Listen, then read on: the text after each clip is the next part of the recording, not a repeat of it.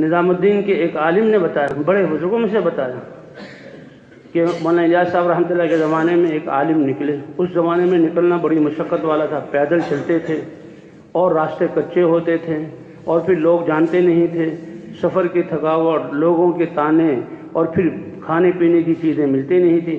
تو نظام الدین آ کر کچھ ذرا سانس لیتے تھے، جیسے یہاں آتے نا رائے میں ٹھنڈے علاقوں سے اور کئی مشقتوں سے، تو جیسے ماشاءاللہ ہر ایک کا دل لگتا ہے کہ بھئی یہاں پانی بھی گرم ہے، وضو اور کپڑے دھونا سارا، تو وہ بھی کہ سارے دن عمل میں رہے، اعمال کا اہتمام کیا۔ عشاء کی کتاب کے بعد وہ کہنے لگے بھائی ایسا کونا ڈھونڈتا ہوں جہاں کوئی مجھے تنگ نہ کرے، اور تلاش کرتے کرتے واقعی ایک اندھیرے والا کونا مل گیا، بستر بچھایا، اے اللہ تیرا شکر ہے، کچھ زیادہ سو لوں گا، تھکاوٹ دور ہو جائے گی، تہجد میں اٹھوں گا۔ کہ ابھی آدھی رات نہیں گزری تھی کہ کسی کے رونے کی آواز نے مجھے اٹھا دیا، کسی کے رونے کی آواز نے مجھے اٹھا دیا، وہ تو سسکیاں مار کے روئے۔ جب میں نے غور کیا تو دیکھا مولانا الیاس صاحب رحمۃ اللہ علیہ بھی وہیں آئے تھے، اور وہ بھی اسی لیے کہ کوئی مجھے نہ دیکھے۔ کہا پھر یہ پتہ لگا کہ فکر والے داعی اور عام آدمی میں کیا فکر ہوتی ہے۔ میں اس کونے کو ڈھونڈ رہا تھا نیند پوری کرنے کے لیے، اور مولانا الیاس صاحب نے اس کونے کو چھانٹا ہے اللہ کے سامنے رونے کے لیے۔ تو یہ رات بنائی اللہ نے اس لیے، تتجافا جنوبهم المضاجع يدعون ربهم خوفا وطمعا ومما رزقناهم ينفقون۔ یہ ہیں ہی راتیں اس لیے، اے میرے بندو میں شارق سے زیادہ قریب ہوں، تم خود کیوں نہیں اٹھتے، کیوں نہیں میں نماز پڑھتے، کیوں مجھ سے نہیں مانگتے؟ جو مانگو گے میں تمہاری پوری کروں گا۔ ٹھیک ہے بزرگوں سے کہنا، دوسروں سے کہنا ہمارے لیے دعا کر دیجئے، بہت بڑی بات ہے، لیکن بھی اللہ تو کہہ رہے ہیں تم خود مجھ سے مانگو، ادعونی استجب لکم، اللہ کا یہ وعدہ ہے۔ تو تہجد کا بھی اہتمام کرنا ہے، پانچوں نمازوں کے نئے ماحول کو بنانا ہے، اسی طرح صلاۃ الحاجہ کے بھی۔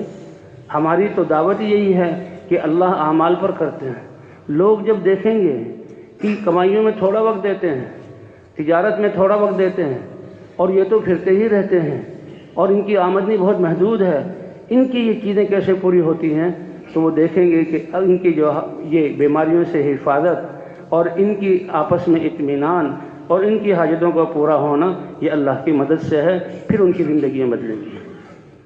صحابہ کو زبانیں نہیں آتی تھی، وہ تقریریں نہیں کرتے تھے، وہ دلائل سے نہیں سمجھاتے تھے، وہ تو چراغ لے کر یہ ہے سورج دیکھ لو، کونوا مثلنا، ہمارے جیسے ہو جاؤ۔ جی ہاں، مدینہ منورہ میں یہی ہوتا تھا۔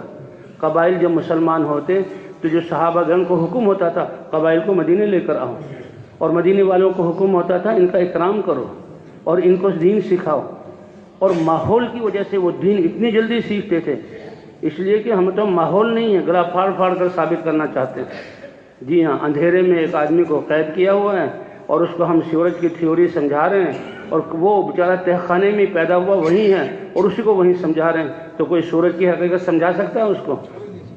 نہیں سمجھا سکتا، حالانکہ سورج ایک مخلوق ہے، اور ماحول کے بغیر اس دین کو ہم سمجھا رہے ہیں۔ اسی آدمی کو لنگڑی پکڑ کر چند چیڑیاں چڑھا کر چھت پر لا کر بس یہ کہہ دو یہ سورج ہے، کسی تقریر کی ضرورت نہیں، انہی لوگوں کو دکھا دو یہ ایمان ہے۔ صحابہ کرام یہ کہتے تھے ہم جیسے ہو جاؤ، تو کوئی دیر نہیں لگتی تھی۔ میں تعلیم کرا رہا تھا، تعلیم کراتے ہوئے تجوید کے لیے بٹھایا، 70-65 سالہ بوڑھا میرے طرف آیا اور میرے کان میں اس نے کوئی بات کی اور رونے لگا، اور کیا کہہ رہا تھا کہ مولوی صاحب 35-40 سال جماعتوں کو ڈنڈے مار کر اپنی مسجد سے نکالا ہے، جاؤ کافروں کو مسلمان کرو، اور رونے لگا اور کہا اب اللہ نے 40 سال کے بعد مجھے توفیق دی، 2 مہینے لگ گئے، جب پہلی دفعہ میں تعلیم میں بیٹھا تو مجھے پتہ لگا کہ مجھے تو کلمہ نہیں آتا۔ میں نے کہا چاہتے کیا ہو، کچھ صورتیں یاد کرنا چاہتے ہو قرآن پر؟ کہ نہیں، کلمے کو درست کرنا چاہتا ہوں۔ کیسا ایکسرے ہے ہماری اور کیسے سیکھنے کا، شاید وہ اپنے علاقے میں کسی کو شرم کے مارے بتاتا بھی نہیں، اور آج اس ماحول کی وجہ سے وہ خود، پھر میں نے ایک عالم کو لیا بٹھایا، 10-15 منٹ عالم کے لگے، وہ کہنے لگے کہ جی ابھی بہت ضرورت ہے، کبھی پڑھائی نہیں کلمہ، دنیا کی باتیں رواں ہیں۔ تو بھئی اس لیے یہ تعلیم و تعلم اور فضائل کی تعلیم یہ بہت بڑی نعمت ہے۔